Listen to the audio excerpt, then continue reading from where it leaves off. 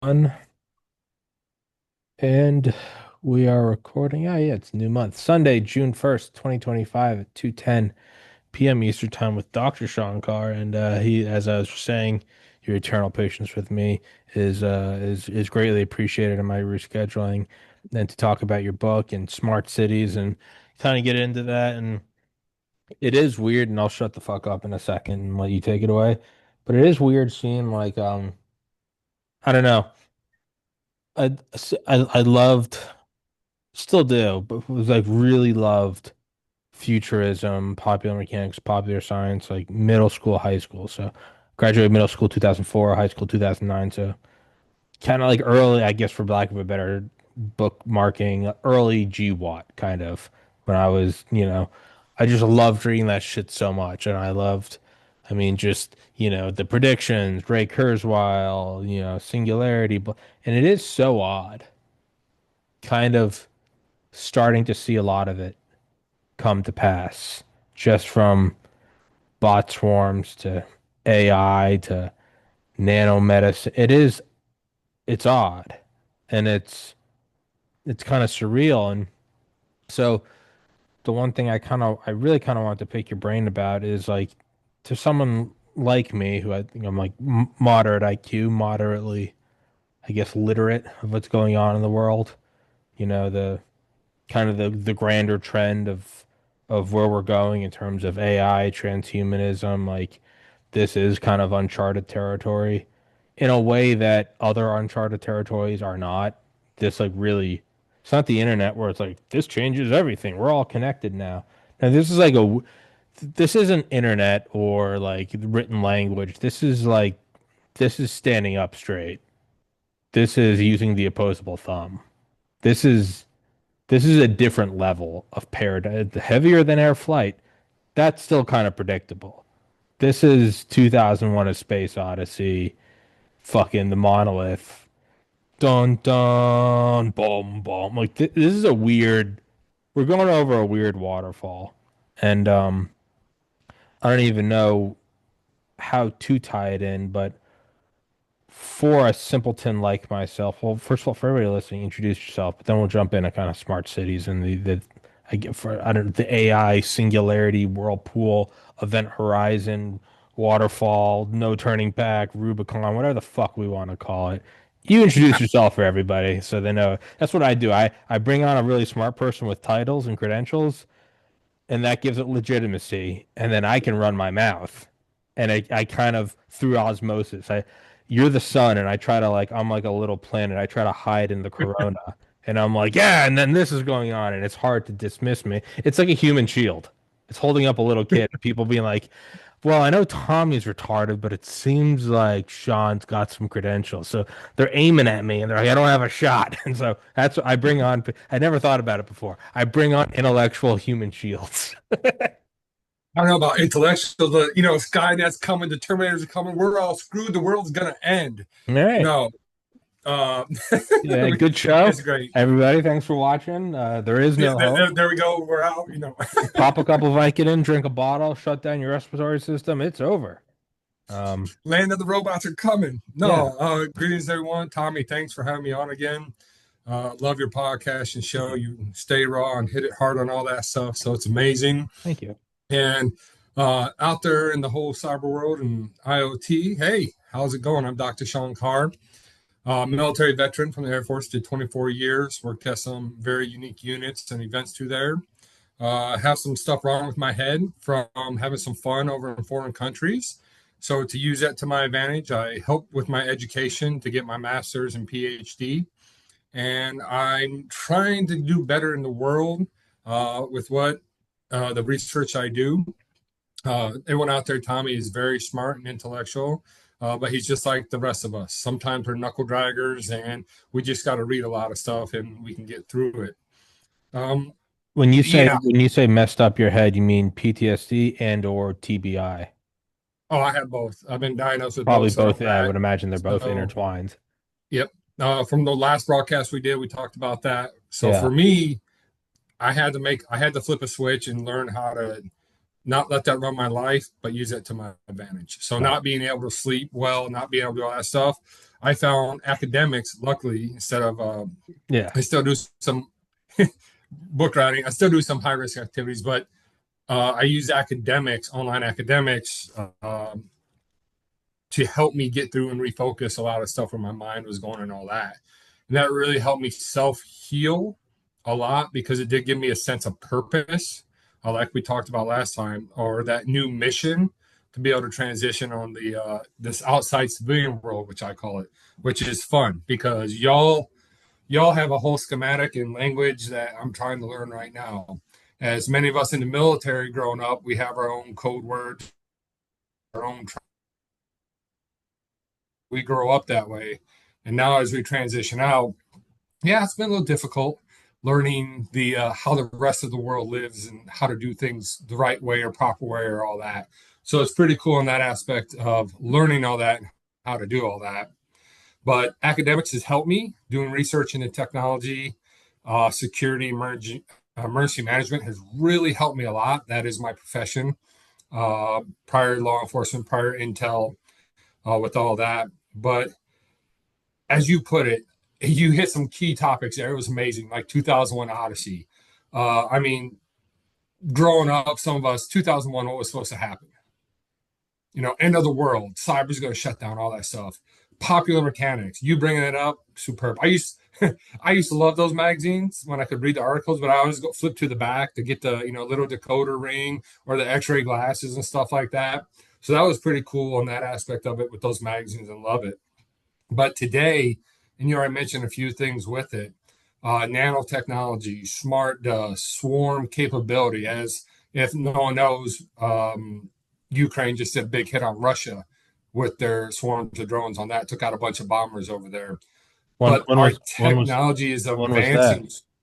Oh yeah, When was Ukraine was that just was that I'm gonna Google, was that like they just launched a huge operation and took out a bunch of long range Russian bombers with oh, their okay. swarm and drone capability. You right before we started, I had a voicemail from one of my friends, like who's one of the few people I will actually listen to a voicemail from.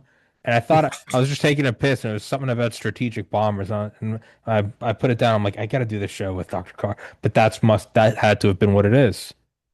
Holy Oh shit! yeah, Yeah. Sorry, keep going. huge operation attack. But looking at a couple of technology and verticals that are there, from a defense standpoint, which for America,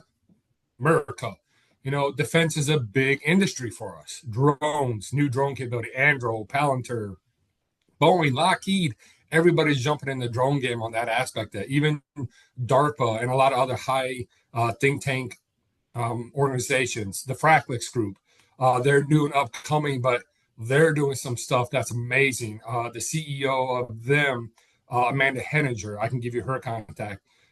I mean, I Make a feel note like of that. Yeah, please. Oh shit. I feel like a Neanderthal talking to her. I mean, she blows your mind like it's out of style. She's next level. I call her alien sometimes because she'll start talking about things, and it's like, where are you from? But our technology, the biggest thing why I wrote my book is I want to use technology. I want to figure out technology, how we can make the world better. Medicine. How can we be safer in our cities? Law enforcement. How can we be safer in our cities with emergency management from natural disasters and man-made disasters? How can we quicken the reaction time to save lives with that? You hit a couple of the good ones. Just name off a few. Just what I like to look at. Smart does military industry using that tracking systems, almost like a GPS.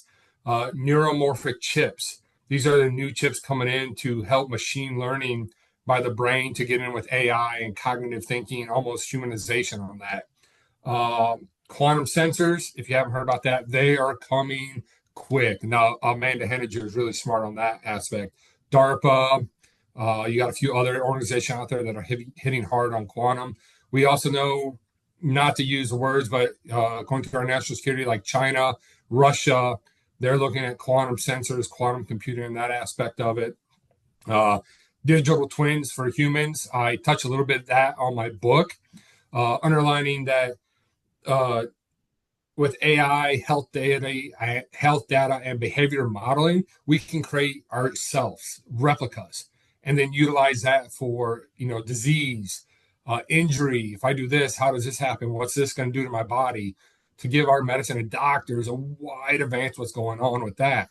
Not even with that, uh, I'll say copyright with the digital, with the human things. I'm writing on a couple things is like with the NFL or college athletes. If I take you, Tommy, and I do a digital twin on that, and I'm trying to make you the best quarterback, best track and field, or that, I now know what, you know, not saying anything wrong about the old trainers, get in the gym. You know, your strength coach is going to give you strength. Your speed coach is going to make you how to run fast. Well, what if I can take all that and within hours can do a complete plan to make you this all-star D1 super athlete? You know, you have that capability at your tips. And I give you certain vitamins, not TNT, not steroids, all that, but I can throw that into the system as well Yeah. to show what it'll do to your body. But true vegetables, true vitamins, true minerals, proteins, all this. Man, as a digital twin, I can surpass and do within an amount of days what it will take you over the years to succumb to get to. It like right now I'm playing the game Nuclear Option. It's like a flight sim with nukes. It's fucking amazing. But like whenever it's amazing. It is amazing. Whenever I'm playing it then I'm like designing my own map, I'll always make a copy of it and then I'll go fuck with the copy. I don't destroy like the alpha copy. I always make a copy and then I fuck with that. I'm like, let's see what would happen. It does seem like, I mean, not even in the sense of like the island, right, where you have the duplicate of your body and you go harvest organs from it. And I think this is what you're getting at. But I think of it like an exact copy, like a save as, and then you can mimic whatever real problems you are having and then fuck with that. Be like, okay, we're gonna take this exact copy of you. Let's see what would happen if we injected, 1 trillion stem cells into your heart. Or is that what you're getting at? Like an exact copy to play around with, and then if you find and if it goes south and the organ system shut down, you go, well, luckily that was just a copy. Is that what you're kind of getting at? Or like When, a when we're like talking a about digital twins of humans, that's exactly what it is. okay. You find the That's, thing that does work, and then you go, okay, now we'll do that on the you alpha know, copy. looking at our medical and using the AI, using quantum, using this new technology. You know, I love our doctors what they do, but how they learned was it. If you really think about it, it's all been experimentation. Hmm. Trust or fail, experimentation. Some computer programs out there, they try to mimic that. They input certain things to, okay, if I do this, how's this? If I do this, heart surgery, do this and that. But now we have the tech in the future to create these models so fast and quickly that your surgeon can look and run within an hour, can run through 50 to 60 to 70 different sim surgeries on how you can react, what to do. So when they go in there to actually do it, if they do it themselves or a robot does it, to heal you. One of the things that always kind of made me laugh was whenever again, like Popular Mechanics or something, you'd read about like the world's fastest supercomputer and, over the years. And it's always funny because like you kind of get to the end of the article and then you'd always see the same line. No matter what year you read the article, whatever, teraflops, exaflop, whatever the petaflops, it would always kind of the same concluding article would always be the same and be like, it is currently under control of the DOE to simulate nuclear war. No matter what, I always thought that was funny. Like the best, what are we using it for? To test nukes. But I mean, but it's that as opposed to like an old-fashioned like when in the 50s, I mean like Curtis LeMay had the Air Force. They would legitimately do shit like they would go like bomb like barges out on the ocean. That's how you had to train. And versus it does make sense and in like less of a humorous way, you would take the most advanced computer and you would just run through war games day in and day, not one or two. You would run a million variations on one war game. The invasion of Taiwan by China, like that one, you might run a million variations on an invasion of Taiwan in midsummer during a storm, just because you can. And it does make sense that you would do that to the human body.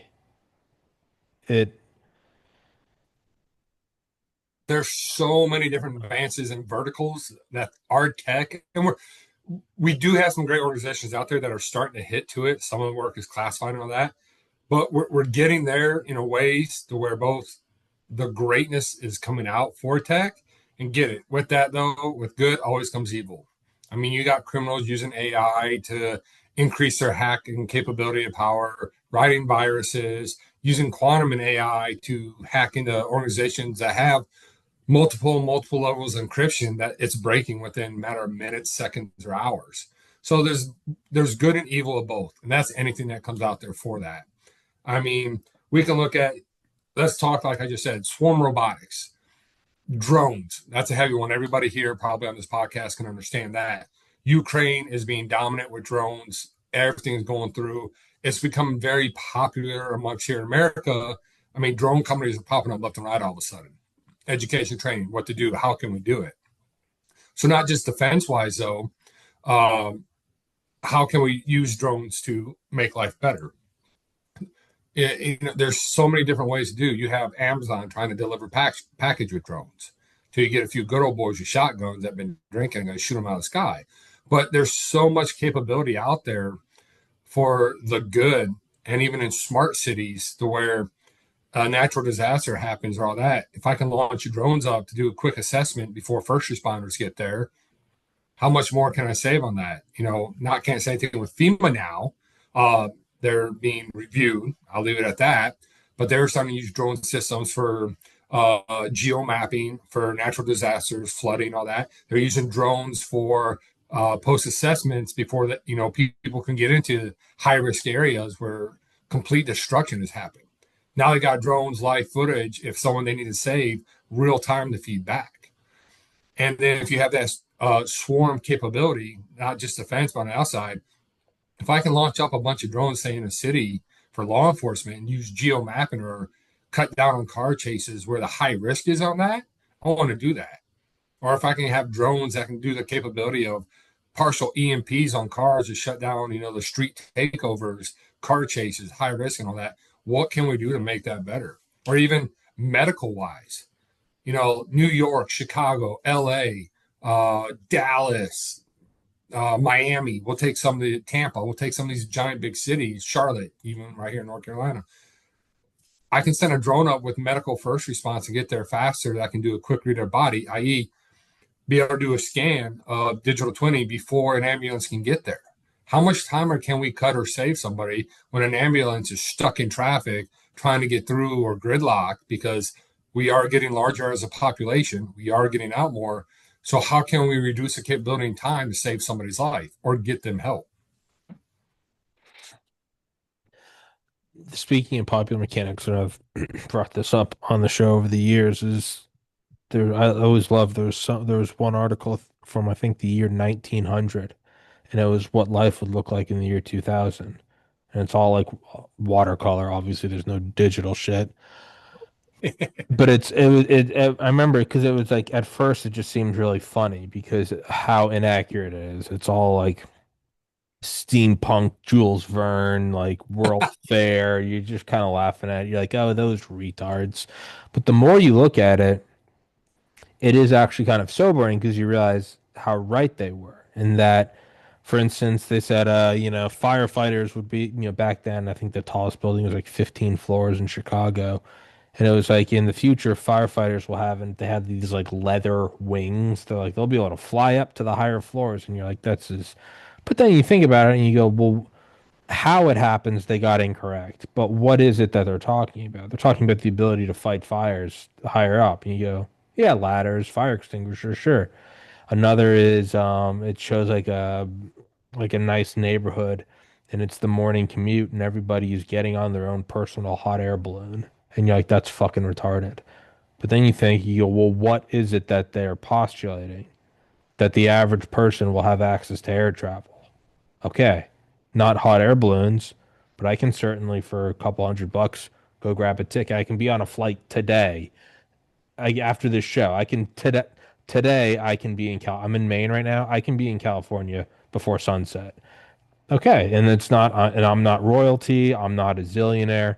You all right.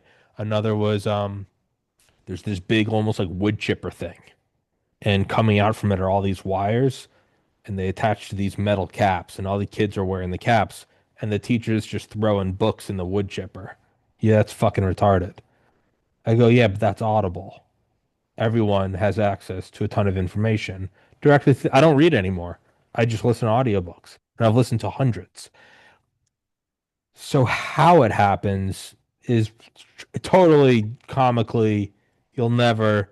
They even had another one where you have these little tiny like squares about the size of an iPhone, and it's connected to this snaking tube that's like a series of mirrors, infinitely complex reflections, and those tubes would go all the way to your friends' houses, and you guys could talk to each other. That's FaceTime. How it happens, they got comically wildly incorrect. What happens? Yeah, I mean, they were off plus or minus 10 years, but they were freakishly actually accurate. They were just extrapolating trends. And so, how it happens, I'm less concerned about or less interested in how it happens. My own theory is, for instance, let's say aircraft carriers. Are they going obsolete? Absolutely. Not if you just removed all the aircraft and just made it a drone carrier.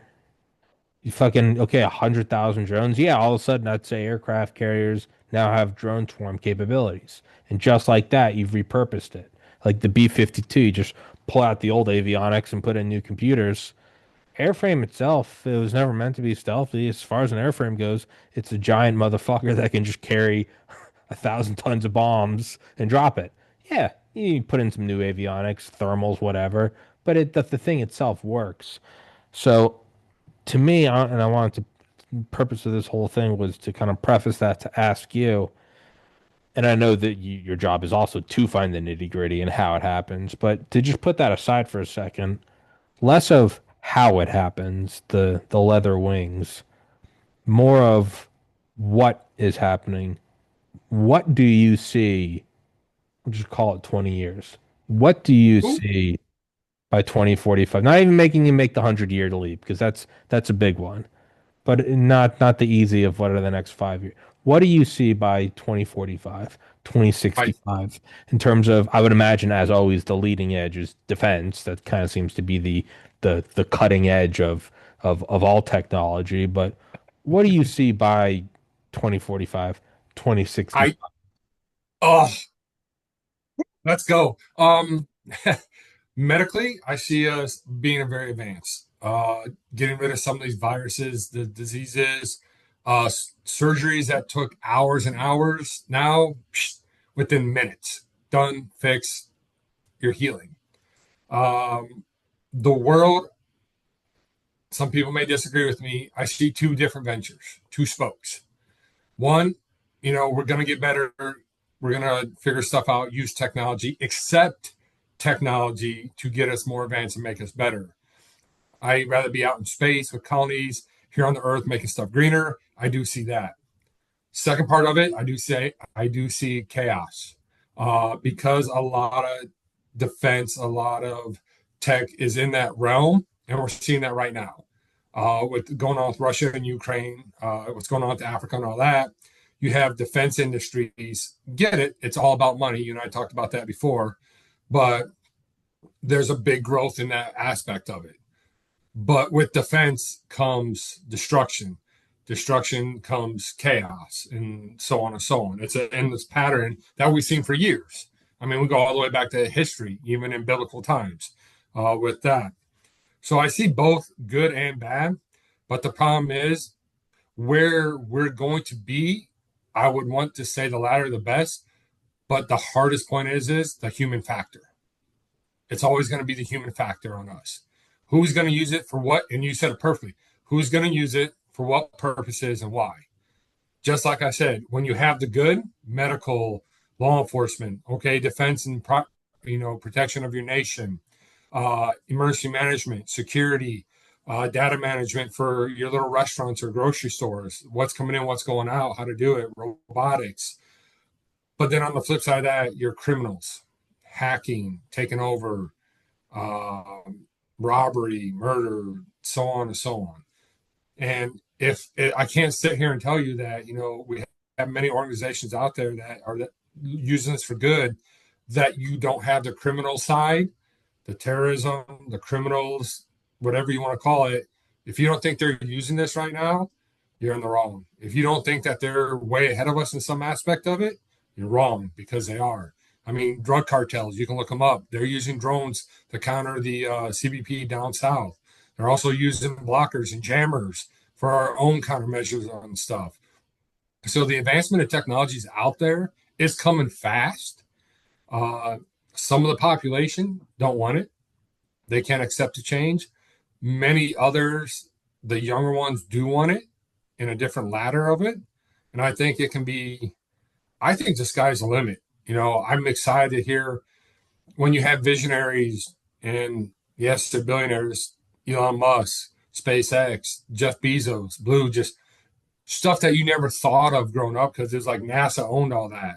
Now all of a sudden we got different rockets, different satellites, stuff going up there. I still want to see.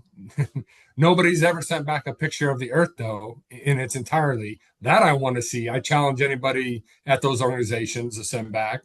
But there's so much technology can do to advance as a species, a society, or whatever we want to use it for. But the problem with that is it's who's going to have the money to do it, who's going to be able to afford it, and how is it going to be limited? I'm just saying this, I'm just experienced, and how is it going to be limited if we look at cultures or society tiers and all that?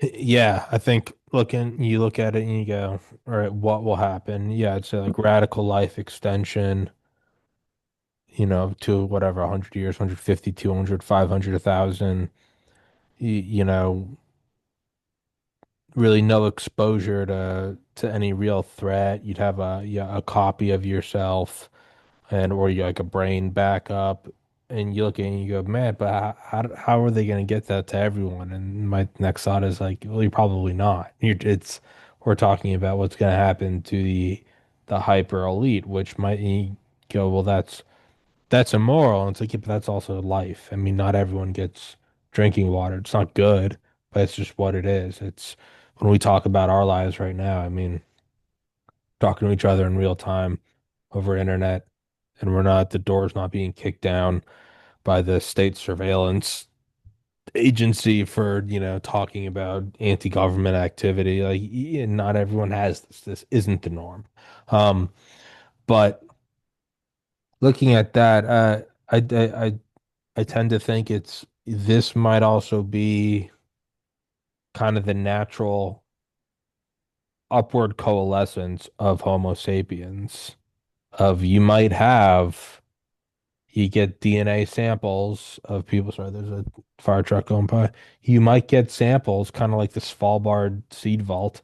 You might get samples of kind of all of the human variations, all the genomes, and then you might have a very small group of like 1,000 people that kind of transcend and become almost like modern, like techno spacefaring pharaohs, where they have wild lives. They have copies of themselves and they can, beam to other planets and their consciousness is amplified by some futuristic Neuralink wrapped to a quantum computer powered by nuclear fusion. And once you have copies of all this shit that like you can't recover if you lost, so you'd want to have copies of the genome or something. Yeah, 99.99999% of us, we might just be kind of left. And it's not all bad. It might be like we're left to our current lives. I'm okay with that. Yeah, I mean, I enjoy food and water. I'm like, yeah, it's good enough. But I think that might be what it is it's like if you were like describing the space shuttle or like the Apollo program or the Saturn V, you'd be like, we can put a man on moon and, just the amount of power needed to get a kilogram of mass to the moon. You'd be like, well, how are we going to use this for everyone? You'd be like, well, we're not. Maybe 20 people tops are going to the moon. Okay. So, and then with the space program though, yeah, it does bleed off and, trickle down into our lives. So, I feel like that's probably what it will be. Is you will have this leading edge, like the shock wave of you'll have guys and we probably the people that sort of break into this new almost speciation. I don't know who coined the term, but like Homo Galaxis. They're probably already alive, and they're probably people we already know. It's probably Elon Musk. It's probably Jeff Bezos. It's probably Bill Gates. Those are the people that are probably going to do that. And we might even have like multiple forms of speciation. They're not all the same thing. You might have, one becomes purely, fucking cloud computing. Another one just fucks up. They just figure out faster than light speed and they just fuck off. They just go to a different galaxy. We never see them again. You might have ones that stay on Earth. That I don't know, but it does seem to be that we're coming to. I mean, everything is. It's like zooming out from an Excel or from like a graph paper. It's all the same thing. It's scale independent. It's just a fractal. But it really is not, in my estimation, it is not the normal disruptive technology. It's not blockbusters being replaced by Netflix. It's not, you know, fiber optic is replacing cable news. I think it's much, much larger. Oh yeah. Like I think it's Yep. agricultural revolution. I think it's opposable thumb. I think it's, development of the neocortex. And it like those things. You can kind of you if you were let's just say we could go back in time and like watch, monkeys evolving, you could see these little paradigm changes. You'd be like, oh, their forearms are getting stronger, or their lower back muscles getting stronger, or they're eating more meat, and you could slowly over the millennia maybe measure like nanometers of brain tissue forming. But once you came up to the event horizon of like, what if they stopped being hunter-gatherers? What if they just started planting their own food? You couldn't, all of a sudden, it blows the fuck in 10,000 years. You're tracking millions of years of evolution, and then in 10,000, which is a blip, it goes from planting their own food to all of a sudden pyramids and ships with sails and stone tools and armor and Roman Colosseums and stained glass window. And you'd be like, what the fuck was that? And it is just this, it's an event horizon that you can't really see what's happening when you go over it. All you can do is understand that you are going over some edge. So I know I'm rambling on, but I think that's what like I don't The, think the this is the like a tidal wave normal is coming, and you hit it perfectly. it's It's a coming. yeah, and it's not a It is normal jump coming. in You got a lot of technology. push coming. Yeah. It's you have, and don't want to go on this. There's certain. How can I word this nicely? Because I do like live in, and I want to do more out there. There's certain entities that are scared of it and want to control it. Hmm. I'll leave it at that.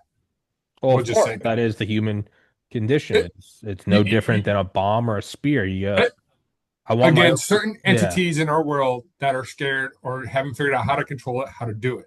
Yeah. Um, and you hear people like, "Oh, we have this." What about it? What about an arc reactor? You have an arc reactor that can power everything, say in the U.S. off one thing. That's huge. Now everybody has free power. Whoa, oh, Yeah. oh. It's there's certain entities out there that have been holding back. I mean, car industry. Everybody knows it. We could have had electric cars years ago. Why didn't we Yeah. have Oh, it? yeah. Why don't we do it? Because you can't control it. Again, there's entities out there that's doing it. But if they can accept or integrate the technology that's coming, it's going to be crazy. And that's why I bring up smart cities as, you have cities, and some are already doing it. The CCT cameras, everything has access, biometrics, and all that. But you collect all this data, which to me, that's going to be the next new currency. Bitcoin, all that's fine. But data, that's, if we want to talk power, whoever has the data is going to have the power. I'm just going to say it right there, hands down. But when you have these smart cities, why not having that government being able to look at all this data to make their city better? Example, LA, wow, all the data coming in, we have heavy pollution at this time. How can we fix that? How can we change that? What can we do better? Hey, there's traffic at this time that we're noticing. Here's the patterns of this. We notice people are living and moving here, coming from there. You have all these different patterns, and that's what I always try and look at. Everything in life's a pattern. If you can figure it out, or techie's algorithm, if you can figure those out, you're going to be successful. Sometimes you got to bang at it, grind at it, do everything you do. But once you figure out the patterns, everything else fall into place. But if you have the smart city to be able to do that, not just safety for law enforcement, security, but or emergency management, but you do this on, your small businesses, which a lot of the U.S. grew up on before industry came. Where to put the next restaurant? Where's all the foot traffic? What type of grocery store should we put here? What type of store should we put here? What type of gym can we put here? There are so many instances that you can use from the data of a smart city to grow it to become great for the people that live there. We'll take Las Vegas. Great. Tourist town. Live there for myself. Adult playground. Very fun. But if you had it as a smart city, which is becoming a lot of it because of the casinos and everything what they have, how do you change it? How do you keep that tourism, that capital, that money coming in there? How do you do this nonstop? If you have a beach resort, Miami, how do you keep that coming in, or how do you protect it from the hurricanes? Look at the schematics of a smart city. What happened? Did this building move during the wind? Did it move an inch? Did it move a millimeter? What was it made of? How on the next building? How can we change that? Do we use steel? Do we use concrete? Do we use something carbon fiber of a new technology or new mineral that makes it so strong? There's so much we can do within the smart cities on that aspect that people don't even understand. Now, the human factor of that is how they use that data, how they use all this information, how they use these capabilities for it. I mean, a smart city, London's been doing it for years, but if you have a smart city intertwined with CCTV and algorithms for behavior anomalies and facial recognition, so if you're walking down the street and I come and take your wallet or I rob your wife or girlfriend, I'm running down, I can pick you up to multiple cameras because I get your face or I get your behavior that I'm going to do something to respond to law enforcement quicker or even stop it before that. I act suspicious. I see you. I'm following you. The camera picks up my body language. It picks up, I start maybe sweating or something off, and I'm following you, following you, following you. And right before I'm about to go up and grab your purse, bag, or whatever, carjack you, law enforcement already has me. And then how I look at those things are like, you know, we can flag things for hate speech or extremism. It's like, well, what's hate speech? It all sounds well and good. Like we can target things that are bad. Like, well, what is bad? Is bad me exposing myself online to children? Sure, objective bad. Is bad I don't, I'm posting a video about, I don't know, waves of migrants coming over the border. Not which one's bad. Or I say, I don't want this vaccine. What is now terrorism? Is that this, am I being grouped in? Am I now a target of DHS or DOD? And I'm like, oh, I'm not selling explosives to Al Qaeda, but all of a sudden, well, now what's been swept under the rug? Am I coming out going, I don't like the new spending bill, and I think the interest is reaching a critical point. Is that now flagged as hate? Is that now a crime? Am I now targeted by law enforcement instead of grabbing a purse? Can they tell by the twitch in my eye on this podcast before I even start to go into, well, what? How come we can't audit the pen? Does my door get broken down? So that's, I kind of look at this and I go, but by the same logic, you'd never want to advance any technology because you'd always say, well, how is it going to be used for bad? So by that logic, it's like we should never leave the cave. So there's also massive flaws in that logical, I guess, extrapolation. But um, in The terms, only flaw in technology is the human aspect of it, and that'll always be it. there are, Because we can yeah, be logical, we could be emotional. It that in basic psychology will go through all that. And thank you, ladies and gentlemen. I had a great podcast. The doors are going to be kicking in on time Yeah, for what any I said. second. Yeah. Nice knowing you all. Have a good one. No, you hit it perfectly because I use this word, and that's why I'm going to say this word, especially at the very upper levels right now, is privacy. Depending who you talk to, like you said, DHS, FBI, our judicial system, Treasury, cyber. I mean, CISA, they're the main federal for cyber right now. What is privacy? What is the definition? Where does it go too far? You have some people like, ew, I don't want you monitoring me. I don't want you looking at my face and all that. Big brother, stay away from me. Um, no, I don't mind it. That's fine because I don't want to get killed. If I can have someone or medical get the response to me quicker, that's wonderful. If I know that a hurricane's coming, but it's going to turn at the last minute, then I'm going to stay in my house. Or do I need to board it up? Or do I need to flee? All that, which is always huge cases for EM managers. Um, Privacy is the buzz term up on the hill because they don't know. And I get it. You have organizations trying to influence what privacy is, what it isn't. You know, every Apple phone has AI on it already. You lose privacy because it's listening to you all the time. Android, Samsung. If you use your smart TV, Hulu, Netflix, all that, why is it when you go to Netflix you come up and it says here's your recommendations? Because of what you searched through, what you played. So it's already happening to a point. Many people don't see it, many don't view it, many don't care about it because it doesn't affect me in ways yet that has drawn attention. But it will be used as, like I said, when you ask me where the world would be, this is that chaos part because those that are doing behaviors or activity in those categories or silos of criminal or terrorist and all that, where does it fall into? Now, if you're killing somebody, torturing, get it, building bombs, very easy, very definite to decide. But you have uh, someone that is just mad at the world, just got fired. Trying to provide for their family. They just got fired, lost their medical insurance, life insurance, their benefits, whatever, 401k, gone, and just comes home pissed at the world and venting. Someone picks that up on your phone or smart TV. Where does that red flag come at? Or in the factor, it red flags it on an AI or quantum presence, but then the human factor comes in and be like, nah, the person was just having a bad day. So one thing that they're trying to do, and in early stages, is that's where the digital twin comes into play. You put the brain computer interfaces, BCI, the technical term, but you hit it earlier, Neuralink, trying to find that emotional part within the human species that we all have.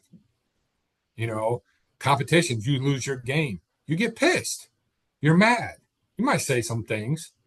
You lose your job, you're pissed, you're mad, you may lose some things. You lose a loved one. It wasn't their fault.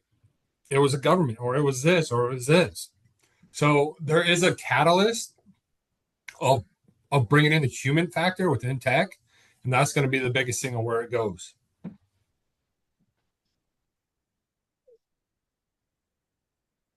And then I think that the thing that's kind of been getting me more is I think it was Ray Kurzweil who said that disruptive technologies are a lot like a tsunami. And it's if you take the life of the tsunami, let's just say it's 12 hours. The tectonic plate shifts, moves a ton of water. And then for, 11 and a half hours, it's just moving as kind of a bump along the ocean. It's not until it's even when it's viewable from the horizon, it's you can't really see it because the entire horizon is just slightly higher. Unless, it's modern day where you have satellites watching this stuff or you have buoys that are alerting. Back in the day, you'd probably only have like, I don't know, a handful of people in some fucking fishing village who just immediately notice to see the other stuff like the birds flying. But for the most part, when something like this happens, Kurzweil's thing was like for 99% of the life of what it is, no matter how long that lifespan is, a million years, 10 hours, whatever, it's undetectable, but it's building all the while. And then it crashes, and it is, I wouldn't even say devastating because we're limiting that to a tsunami, which is, but more so if we were to just look at it objectively, you'd say it's totally disrupting. It is absolutely changing the established order. Now, tsunamis, obviously, it's bad because it's killing people. But you could also say penicillin was a tsunami. It changed, and I wouldn't say that was bad, but it nonetheless changed the established order of things. And he talked about that a lot with, he's like, you can see it in technology in terms of, at home computing or internet access. And when I first read Singularity was near, I think it was 2008, but he was like right now. And then other things like technology, it's not a natural event. It's that we're studying and, it starts with government grants and then military and then it kind of bleeds into corporate and eventually it trickles down to you and I. But he was saying, and whenever I read it, '08, he's like, AI is still at a point where it's still out on the ocean. Only the people that know what to look for, the oceanographic satellites, the NOAA or whatever, they can see it. But to the average person, it's still not really here. And it feels like just for the average person, I would say in terms of AI, I'm an average person. I don't have any real education on it. I'm not exceptionally literate on it. But just from an average person, just kind of looking around, just living my life, just hunky dory. It'd be like, yeah, 3 years ago was kind of the first like text to image stuff. I remember just like 3 Christmases ago, me and my older brother were just shit faced. We were just playing with it. We were like Dick Cheney drinking alcohol with like Rudolph the Red-Nosed Reindeer, and it was like really low quality. It was inaccurate. It was inaccurate, and then whatever it did create itself was like low pixel quality. And then you look at a year later and a year, and versus now, not even for things you pay for, but like free trial shit is photorealistic. And just for to me, I go, I'm kind of the average Joe looking around and realizing like the city's flooding, like the tsunami's hitting, which means deep in the actual nexuses of control, Pentagon, DOD, global banks, NATO alliance, whatever the fuck is going on, what in God's name are they cooking up? Because this is all old news. They were looking at this shit 20 years ago, and now it's here. So it's kind of like the fighter jet going over. You see it, and then there's the bang. It feels like right now we're getting the sort of the bang for the citizens. It's like, oh, I can make Donald Trump sing, you know, Gangster's Paradise with Freddie Mercury, and it makes it perfectly. What is the next bang that is farther? And I can't help but think the big one, the real black hole center of all of this, is AGI, and then using AGI to work on successive generations. The whole bootstrapping itself to infinity theorem. That is what kind of gets me. Is I feel like everything else we're seeing is like the low It's hanging fruit. Like, oh, it now know it's impressive to people like you and I. We're like, oh my God, I can get a blood test and see that there's a 44% chance I'll have diabetes. No, I'm not downplaying that, but I feel like the big thing is, I mean, I think that there's probably already like run. I really do believe that. I've been thinking it's about it already more. here. I think it's already probably run away. It's on some air gapped computer in like Cheyenne Mountain or some shit. But I No, think AGI's already run away. Oh, you're not even. You're like, it's out. It's in the wild. it is. Oh God. No, it is. So the huge thing, like when we talk about criminal activity and all that aspect, deep fakes is Yeah. becoming more and more every day. Yeah. I can tell you right now, this recording, I can take you with an algorithm that I know, and I Oh can turn yeah. around and slap it on me, and I could be you and just start doing podcasts left Oh, and it's right. just no. It's Sean's podcast, and furthermore, you could just take my voice and anything I do and make it say anything. You could No, make me. I can make myself look like you, Oh talk no. like you, everything. Oh no, you And could replace me with you, and yep, it's welcome to Sean's podcast. You've done 1,758 yep. episodes, and you've been no, and I know that. I know that entirely, and that's all that shit is like f free and declassified. It is free and it is out there. And Yeah, so that's not you even have the Gucci many shit. that are doing it and trying to find it and all that. Just like when you answer your phone, I never say, usually most times I don't say hello or all that because these spam calls are trying to get your voice. Oh yeah, Because most banks are what? You got to do what? If you call in or do two-factor something. authentication or yeah. Hey Tommy, was this you? Yeah, it was me. Yeah. And that's what I mean. The tech is coming so fast. And again, and you put it perfectly, and why I keep engulfing myself with it, the good versus evil is coming.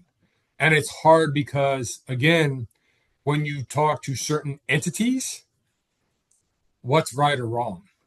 What's good and evil? Might is What's right. I don't think they have an objective morality. I think might is right. it's and that's the hardest part. Again, when I say the human factor comes into play on all this, is a rough.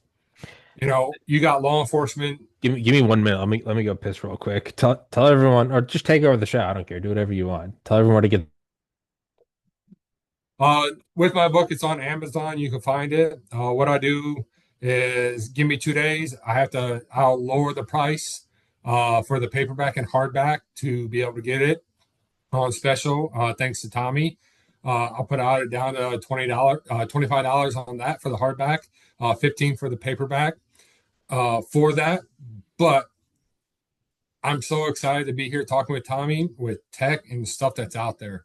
If you are listening, most of you are dabbling with AI, or you have an Apple phone that's helping you do stuff, that you have an iPad.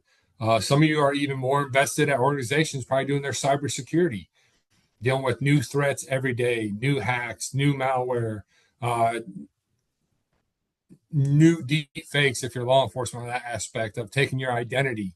Uh, Stealing of identity is becoming so much easier right now because the encryption rates that a lot of our government organizations are not where they should be, and they're being hacked and exploited every day.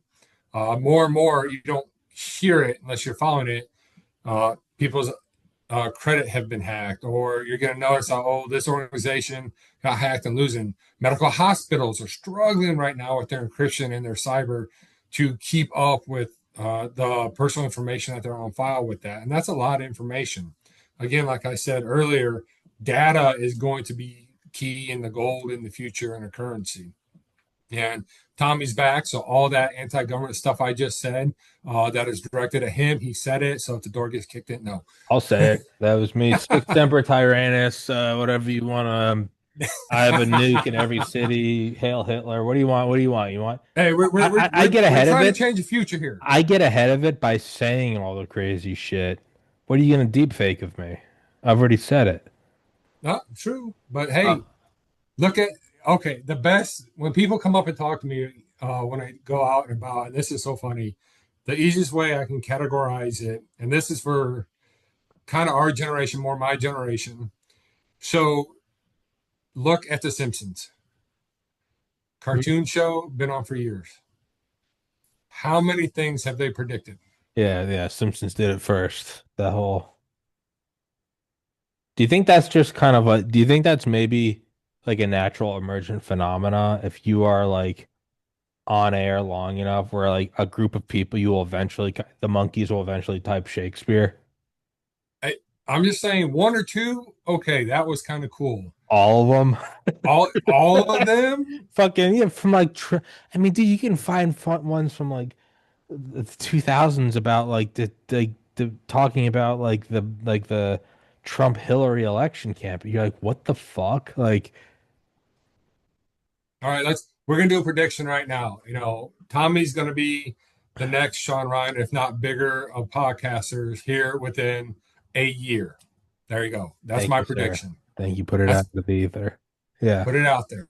Um, in term to back to the kind of recursive age, because I think that is the one that kind of leaves everything else in the dust. And by the, I guess the best analogy I could come up with would be like in World War II, the British had a bomb called the Grand Slam. I think it was 22,000 pounds. It's just this big old fucking big boy. And like, it's the 40s, flight during war, I guess first war it was used, I would imagine, is World War One. It's been around for like 30 years at that point. And like that was the apex. You had the biggest planes from biplanes to big bombers, and instead of little grenades, it was this big giant 22,000 just monster. And I think it was for like pillboxes or the Atlantic Wall, I think. It would be like knowing it'd be like it's similar to being keen to the Manhattan Project and being like, yeah, there are variations of the Grand Slam. Maybe you could make it a little better. You'd be going, dude, if you knew what I like, that's not even, it's not that we're making something that's a little better.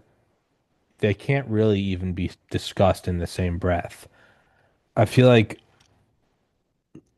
I feel like that's what self-recursion is. Because I've always thought the first thing you would do is if you made an AI as smart or smarter than a human, the first thing you would do is try to at least not make more than one. So now you have two.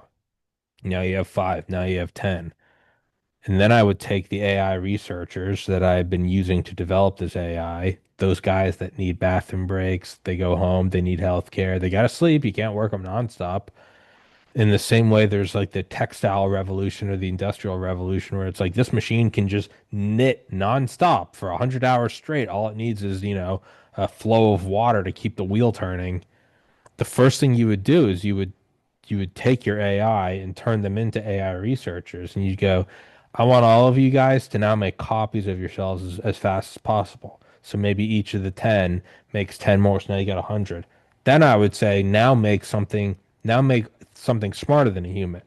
They create a smarter human, rinse and repeat. I go, now make 100 of those. Now I want those to make a human that's smarter than the 100 smartest humans combined. And you would just make copies, and then they would start to develop new AIs that we don't have the IQ to understand in the same way that, some 300 IQ person's essentially an alien to you and I, they would then find ways to create successive generations faster and faster and faster and faster. And when that happens, I think it's like a spark coming off of a grinding wheel. It's just gone. And I think that's what's going on right now. And I feel like I don't know. I just feel like it might move so fast that it's imperceptible. That maybe it's already The here and it's just, tsunami is coming. yeah, but I don't think it's even going to be in a way that like we expect Skynet. I think it'll be so advanced that you won't even know it's here. It will make you completely unaware of its presence. So that already has been you can find research out there. I forget the doctor who did it. That's already been done. They've asked AI, how would you take over the world and all that. I think You Dan know, Libby did that on here. He did was he?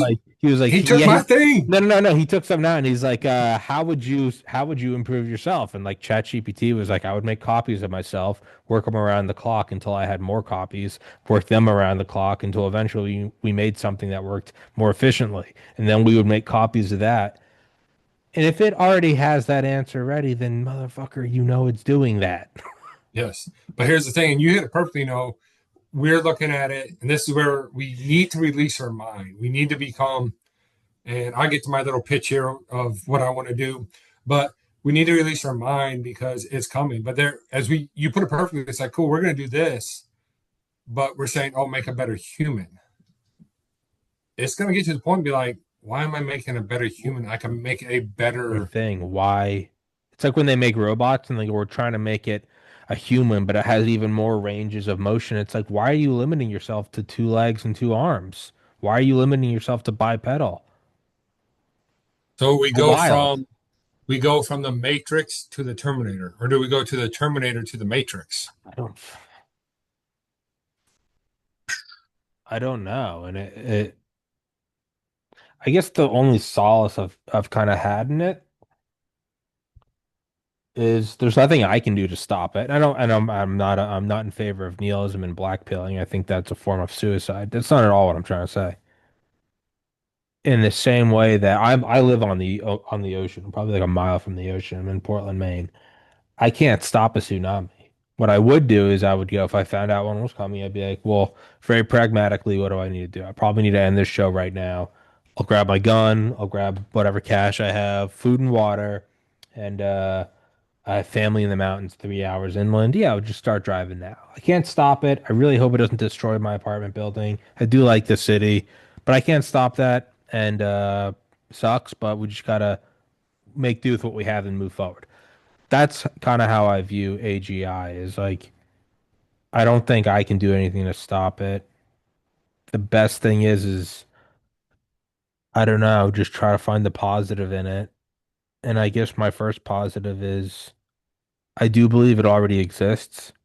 I do believe it's already recursively improving itself, Yes. and it hasn't killed me and everyone I know yet. So that tells me that that's not really a priority of it. That doesn't mean it likes us. It might just be that it's so advanced, it's not deciding to let us live. We're not a threat.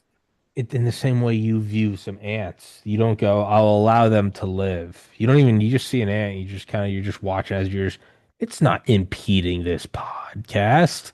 This ant isn't gonna fucking limit the number of episodes I do with you. It's nothing. It's a curiosity at best. Maybe I'll flick it. I don't know. That's, I guess, the best silver lining I can. I know I keep interrupting you, but that's like the best I can I come know to is like it hasn't killed us yet. So, it's out there. Like I said, it's coming at a tsunami rate. You got a lot of good organizations out there trying to do it for the better. A lot of key words that you just hit. The positive of it. The positive of it. Again, with any good, there's going to be a bad, and that's the one thing that we have to look out for. Not just a criminal activity. I hate saying it, but if we look at the higher entities above us that want to maintain power, that their moral compass of right or wrong sometimes gets stuck to where they can use this for themselves. I mean, I won't say his name, there's a person out there that wrote an algorithm using the AI for a geopolitical uh, stance. I know actually there's about five guys I know that have done that. And then they went through history, way back history, like 20, 30 years. They ran it all again. They came up with the winner every single time. what do you what do you mean? I'm not following what you're talking about. So we'll take this instead of geopolitical. I won't say that because I got some close friends. So let's take sports. So they're already doing it, but there's no legal laws on it right now. Vegas is struggling with this right now. So you're using AI and quantum, inputting as much data you possibly can. There's one guy that has picked the winning team out of any sport every Okay. time before they play. Guys, okay, so you're going, I think I'm So following. it's so You're so going it's, back to the year 2000. You're taking all the data from up to that point, but not past, and going now run a simulation. And you look back at it, and you go, that computer accurately predicted every Super Bowl winner, yes, but not knowing 2000 to 2025, only knowing up to 2000. And if you plugged it in geopolitically, it would say there's a major terrorist attack sometime in 2001. You'd say there's a big housing crisis 7 years later. You'd say there's a pandemic a decade and a half after that. And so if it is nailing all of that shit, the trillion zillion dollar question is so give it all the information from 2000 to 2025. What is it now saying about the next 20 years? And if it's which then, of course, you kind of get into the conundrum of does knowing it affect the outcome now, right? Which I guess what you do is you keep it fucking classified so no one knew it. but it's out there. Hopeful people are doing it. If Tommy and Sean, God. we're about to start the NFL season. So right now we can place a bet at Vegas on who's going to be the Super Bowl champs. Right now. And it So will, is it? But like you said, is it right or wrong? what do you mean? Is Like it right or wrong ethical? that it can do it or right or wrong like morally and ethically? the I don't, I don't, the a lot of the biggest concerns with tech is going to come down to the morals and ethics, the right and wrong, the human factor, and all Yeah, but no one ever. I'm with you. We should, as humans, we should. that. I'm with you. It's the right thing in the same way you shouldn't take money out of you find a wallet, you should return. I'm with you. And it's you have to do it. That being said, do I think that's what governs people? No, not really. I would say that in the truest, I guess, Darwinian sense, might does make right. Now, that is not my personal belief. I do believe in a God, and I do believe in selflessness and blah, blah, blah, blah, blah. Historically, I would say might makes right. Not is this good for everyone, but can we control it? That is what I think control Ooh, shit. said the dirty C word. Control, but I mean I really do. And maybe I've been hopelessly propagandized throughout my life living in this country, and that's very well a possibility. But I tend to go might is right. That's been the governing factor for all of human history. Ideally, we'd all be singing Kumbaya. But if somebody is going to run the world, I'd rather it be the United States for all of its flaws, for all of its whatever. I would much rather truly, I would rather America. us.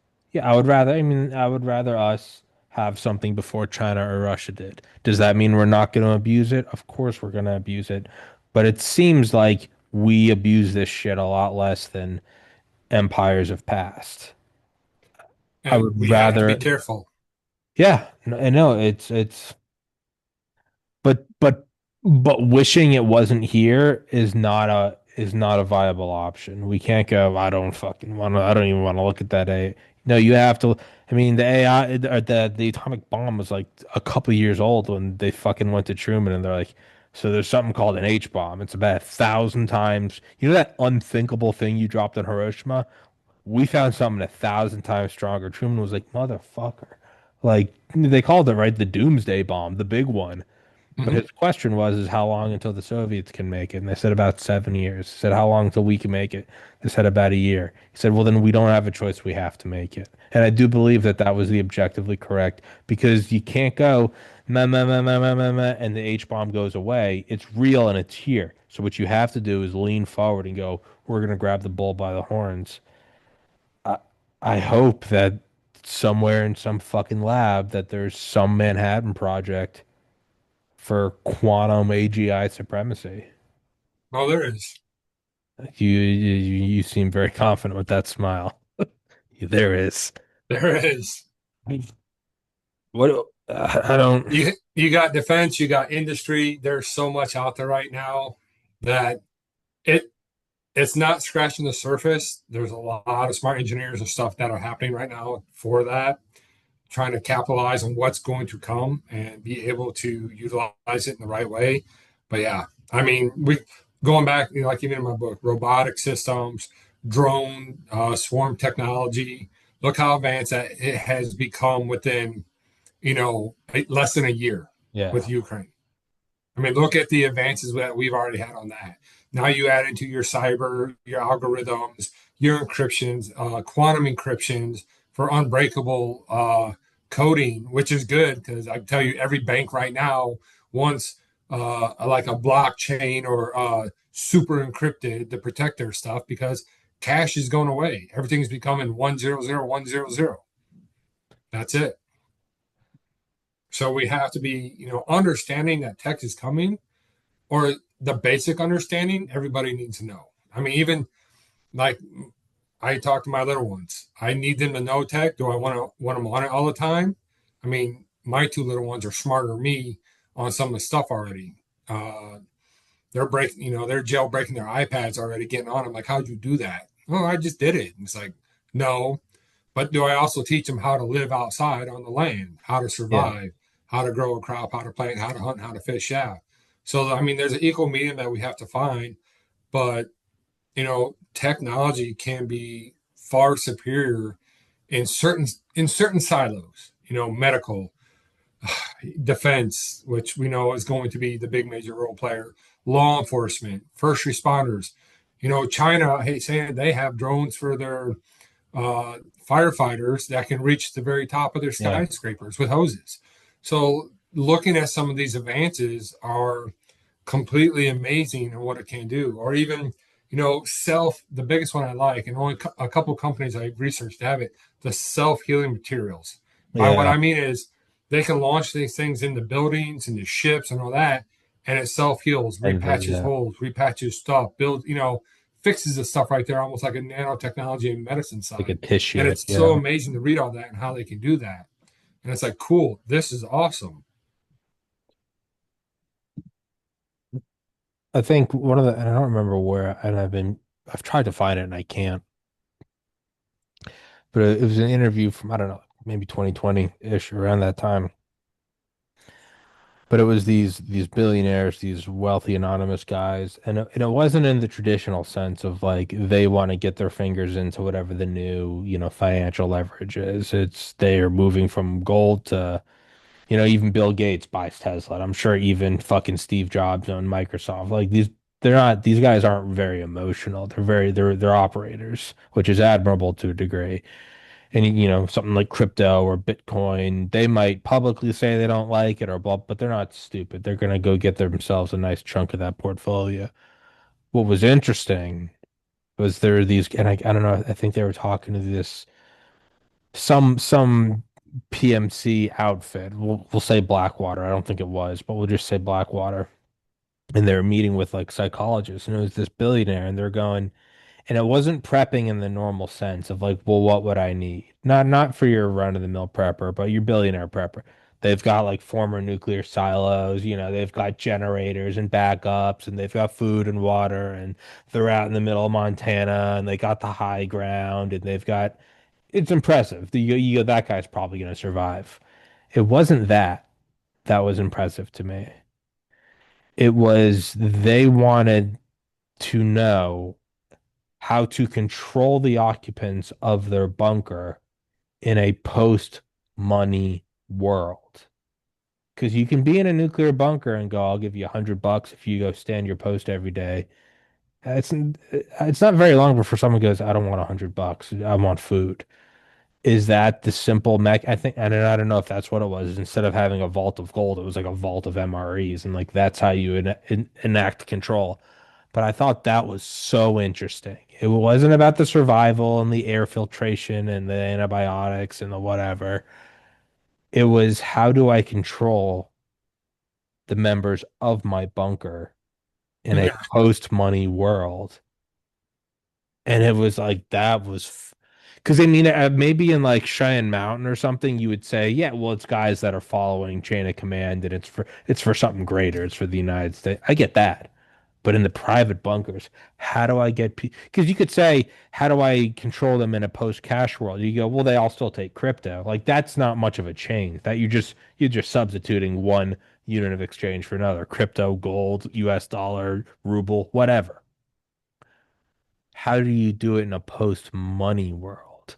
And it was so fascinating that that's what the billionaires wanted to know. How do I enact control when the ones and zeros in a bank account don't matter? And I think the conclusion was you control the delivery of food and water. But I thought that was so fucking fascinating and eerie. Shelter, food, water, human emotion. Those are Yeah. your four top ones. Big Survivor 101. But now here's a fifth one that we'll get into because I was hoping to save for another podcast with you later. Because we're talking about technology, right?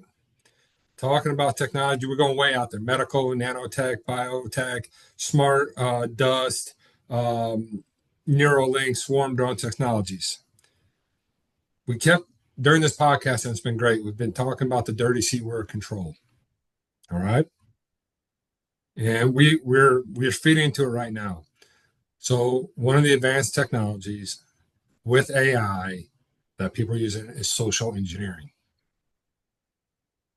Influencers, content creators, look at what they've done. Logan Paul, just name a few, Kardashians.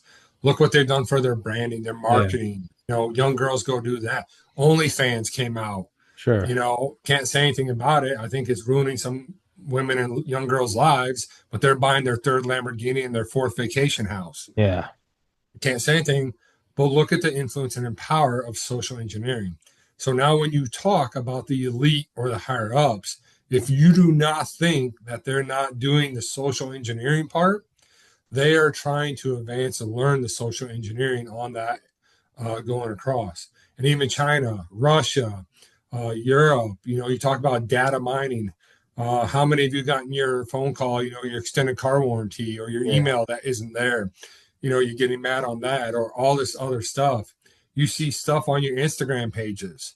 You can't tell me that you don't notice AI, but you go through reel after reel after reel, but you see it. If you take a look back, there's a pattern of Oh, reels that you're seeing.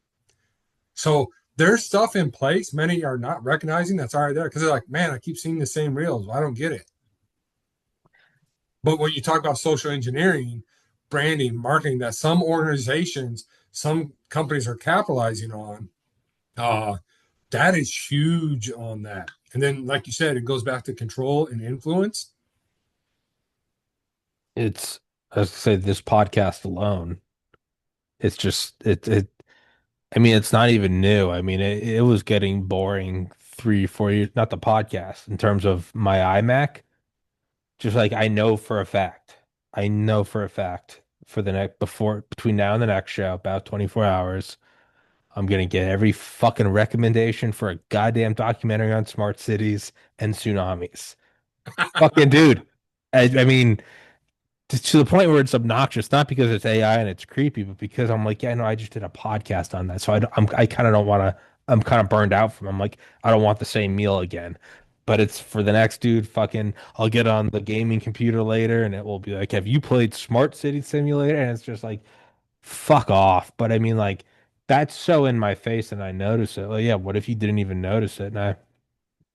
You almost wonder then, you know, That's part of social engineering because now I've desensitized you to it. sure, yeah, sure, and then But you can now you're get it, going to yeah. admit, once I know that, say, a group is desensitized, now I can do what I want to do. Or you can turn up the dial a little more.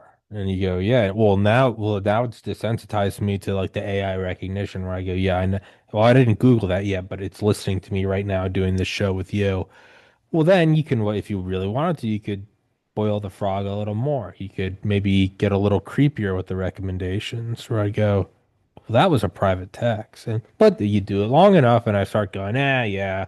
Every time I text this chick, I get a recommendation for whatever the fuck, her favorite restaurant or something. And but that's how you would slowly dial it up. I wonder if, I mean, they're all like the bottlenecks, the Fermi paradox, and there's a zillion different explanations for it. I think it is funny. It's guys on the aside. There was a meme like a month ago, and it was they had discovered some super Earth, but it was so big, the gravity well was just insane. And somebody had just kind of flippantly just retweeted and they said, "Good luck getting to orbit, faggots." And then somebody retweeted that and goes, "And just like that, the Fermi paradox is solved." Like the planets are too big. The life they never got onto they never left the ocean. I thought that was funny. But in terms of, the what's always thrown out, one of the explanations for the Fermi paradox is that there are bottlenecks. Asteroids an obvious one. I don't know who the quote is, but asteroids are God's way of saying has that space program coming. Pandemics, right? That's more of, I guess, communication and how's that medical advancement going. Nuclear war seems to be like, how are those geopolitical relations going? You wonder if there's like a bigger one, and it's you can truly only ever harness and unleash and adequately use to your advantage AI, a species that has, through great effort, inched away from that dirty C word of control.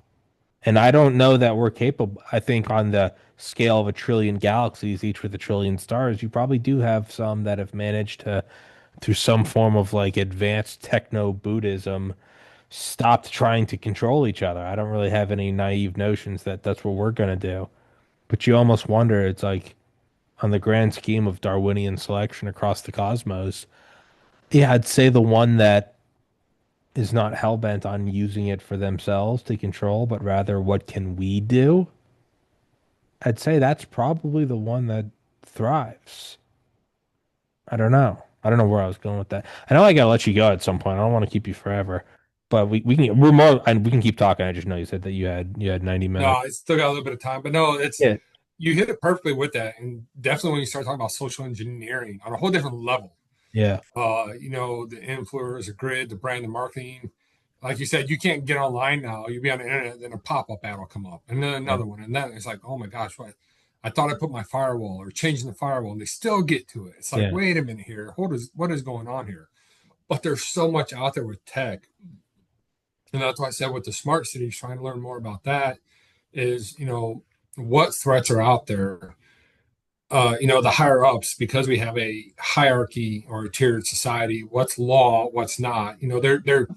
They're already trying to do cyber laws, and we're behind on that. There's a bunch out there, but there's very few with what the restrictions. And we start talking more into, and I'll say the metaverse or these new virtual worlds.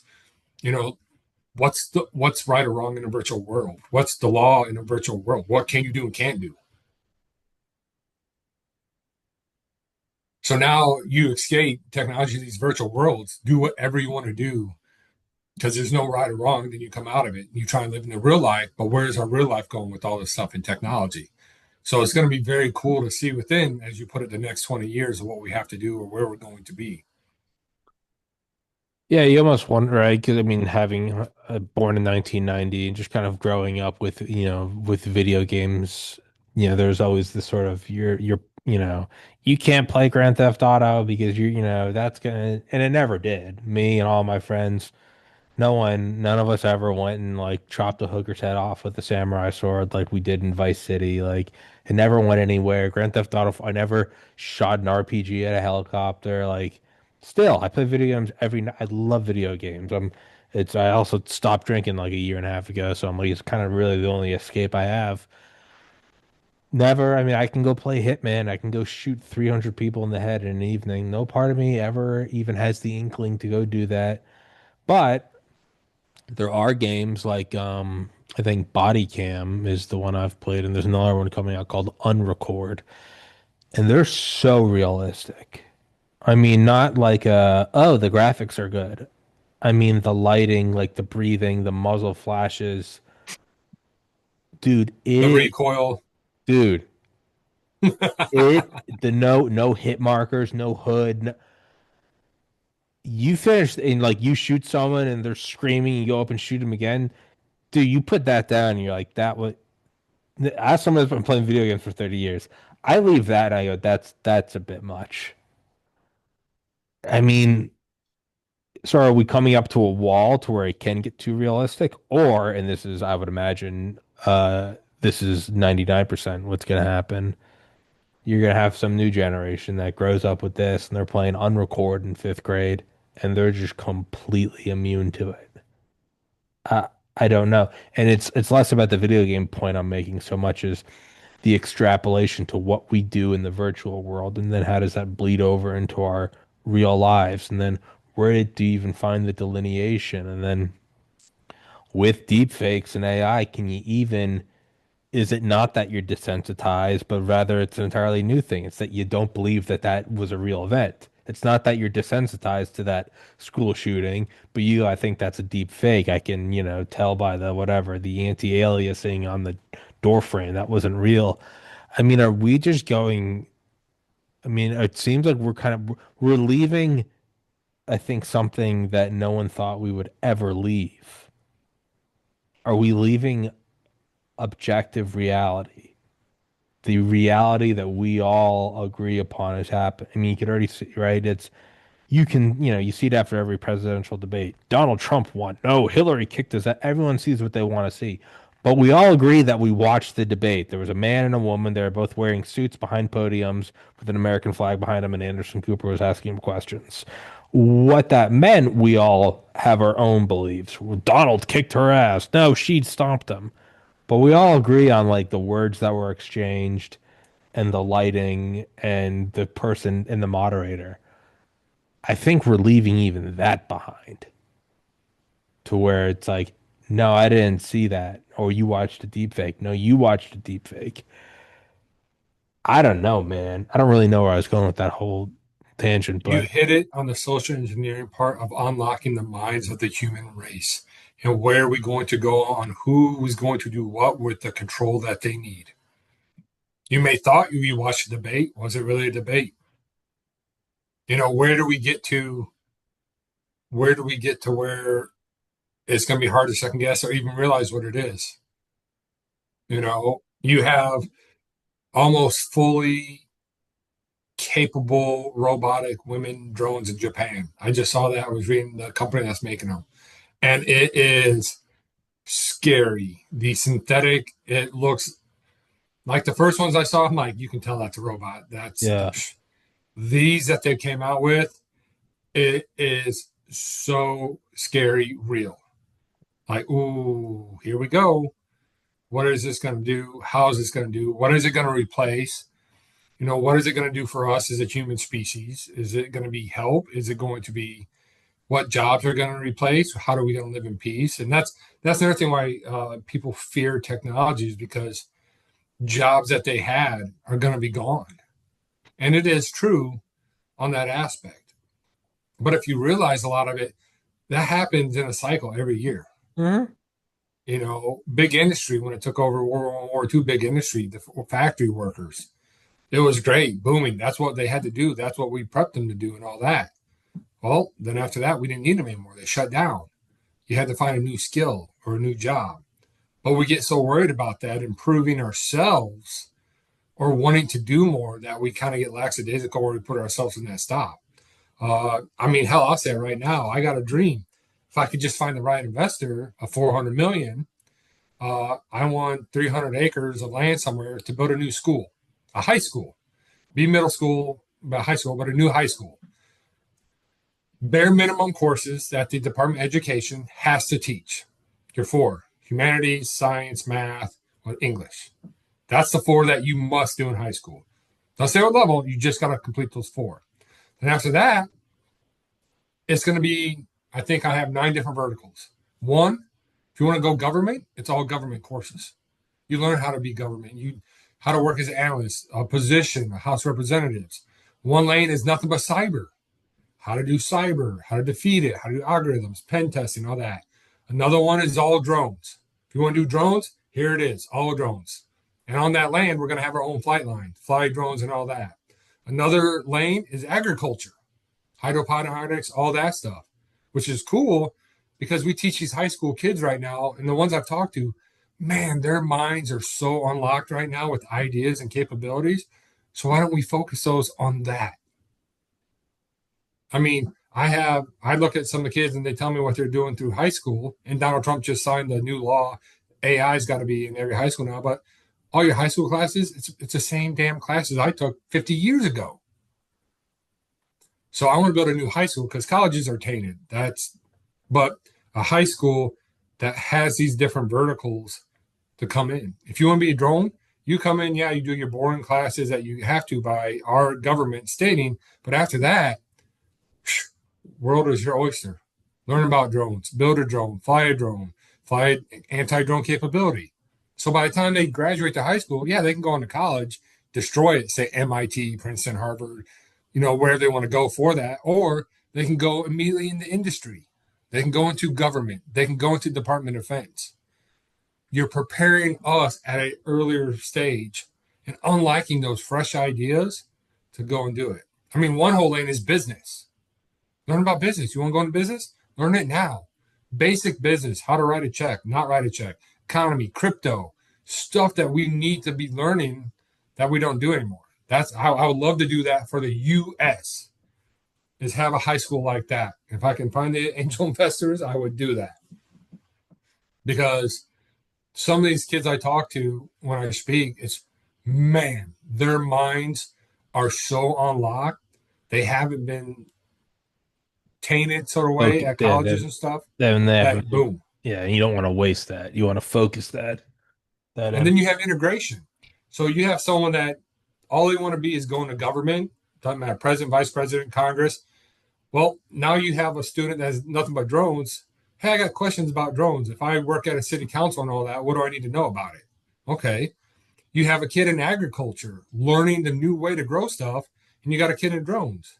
hey, how can your drone work help me in agriculture? So we're doing integration at a level unknown as right now. And now, and again, not to go against the Rockefellers and all that, but we have a school of creating thinkers, innovation, and a future of building our country, not just workers. Yeah, it kind of seems like an expedited, almost akin to like trade school, like my buddy in back in whenever I graduated high school, 2009. It was still kind of seemed as like an eyebrow raising. My buddy Joe was one of my best friends. He's like, yeah, I'm not doing college. It seems fucking retarded. I'm gonna go become like a carpenter because his dad started a business and fuck multimillionaire. Yep. And Joe is doing better than almost anyone I know that went and got a college degree. But yeah, it almost seems like there's a way to, and I say it as somebody with a biology degree, unless you're doing STEM, don't go to college. You're wasting not only your time, you're wasting so much fucking money.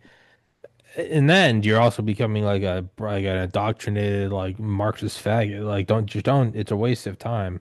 It almost seems like that's more of like a figure out what you need to figure out early on.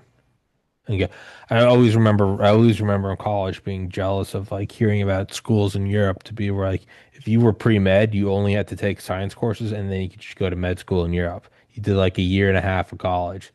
Versus the United States, it's like I want to be pre-med, gotta take all the chem physiology, but I also have to take like 3 semesters of ancient literature. Like, what are we fucking doing here? So no, I agree with that entirely. I have no idea where you're gonna find that angel investor, but I'm more than happy to give you my podcast to pitch your ideas if you want. Um, Well, I need you to be on it because one whole thing is public communications and social engineering. If you want to be an influencer, content creator, podcast, cool. Here's how you do it. This is how you set it up. Which there's a business class set up in each one to be smart about business. But here's set it up. Now you have a. This is how you do it in government. This is how you do it in industry. You know, getting these kids are so smart and they can handle this type of information at that age to just go out and do it. Like we're gonna have, and why it's so much is, yeah, we're gonna have sports arenas, football, all that. It's not sports. It's human performance. So now, for example, you take the cyber AI one. Now you integrate that with human performance. We're teaching kids that want to be trainers, all-star athletes. Well, how can you do it? Well, don't go lift up that heavy weight 10 times. Yeah, it made you stronger. But if you do it like this is the result you're going to get. Again, going back to the using tech, Neuralink, all that, digital twinning, and if they get out of high school, they can go be a trainer, nutritionist, or something like that aspect of it. But it's getting them at younger where their minds are so free, but helping them build upon them earlier. And that's what they had to understand. Even in college, I went to high school, did all the English, did all the math, all that. Then when I went to college my first year, what did I do? I did the same damn classes I just did in high school. yeah, I had to take English again. I yeah, had to take math again. I had to it's take all this again. And it's a yeah. money thing, but why? I want, and I say, I want the US to be the best. I want it to be the best. So why can't we start this in high school to where these young minds are so unlocked that we're giving them our next government officials already, our next innovators, our next industry. One was the trades. So now you're learning the trades, but now you got to say your best friend, girlfriend, whatever is over here. She's an AI person. She goes, oh, you can do that construction better. Or you go talk to your buddy who's a drone. Yeah, I'm learning to be a carpenter. How can your drone and my business, when I get out to be a carpenter, how can we integrate that? How can we make it better? We would start a catalyst of change of the US economy then before any other. Go for it. Yeah, Trying to. I could teach a class on podcasting, I think. Mm-hmm. Yeah, I don't. Because that's the biggest one. Cool. You want to be a content creator? So, what are the positives of it? What are the cons of it? What are the negatives? What can get you in trouble? It's if you're going to do it, but do it right. How can you do it to where it makes America better? Mm, That's all yeah, I'm saying. we will schedule another and go even deeper down the rabbit hole. So we Yeah, wrap it up for yes. now. That was fun, man. Yeah, no, that was yeah, that was in a way that it hasn't been before. It is it's a brave new world, and I know that that can be said in any year throughout all of human history. I don't think there's ever been something like creating artificial minds. That's a whole different that's a whole different can of worms. And I don't think it can be stopped. I don't think it even really should be stopped. But yeah, it's a tsunami. But how can we use that to free our minds? I'll use a Correct. line from The Matrix. How can we free our mind? I mean, medical studies say we barely use any percentage of our mind. So how can we use that to make us better? Yeah. Where are we doing our shortfalls? Yeah, no, the being a Luddite is not the move. I don't, we can talk about all the downsides of technology coming, and then you look back at the last century and a half, and no part of you would ever say, don't create airplanes. Like, don't create the internet, don't create cell phones. No rational person would say that. You'd be like, no, it's for the most part, it's been good. There's been problems. For the most part, you wouldn't get rid of air travel after 9/11. Like, it's not bad. It's that it can be. And I think that's the way to look at.